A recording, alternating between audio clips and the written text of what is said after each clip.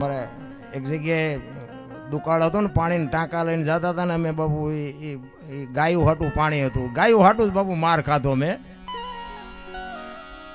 એ બેનું આવતી પાણી ભરવા, દુકાળ હતો, પાણી ક્યાંય મળતું નહોતું.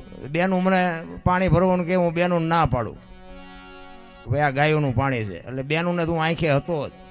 એમાં એક ભાઈ યાર માથાકૂટ થઈ, એ કે પાણી ભરી દે. હતા થોડાક સાહેબ, એ મને પાવર કર્યો થોડોક. મને કે હું સાહેબ છું.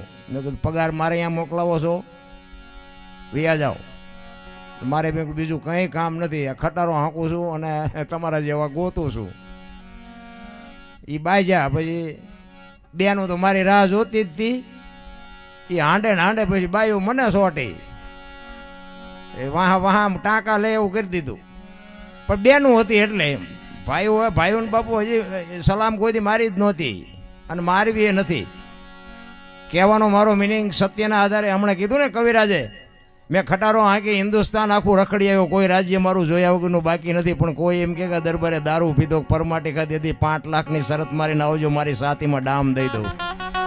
મારું કોળ કયું, મારું ખાનદાન કયું, મારો મા બાપ કોણ, આનો પાવર ન હોય તો મરી જવાય ભલામણા.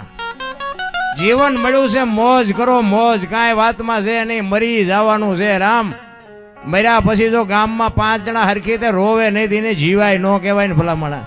હે આપણે મર્યા પછી જો અડધું ગામ લાપસી રાંધે, એ બલ્લા જઈને જીવા કહેવાય.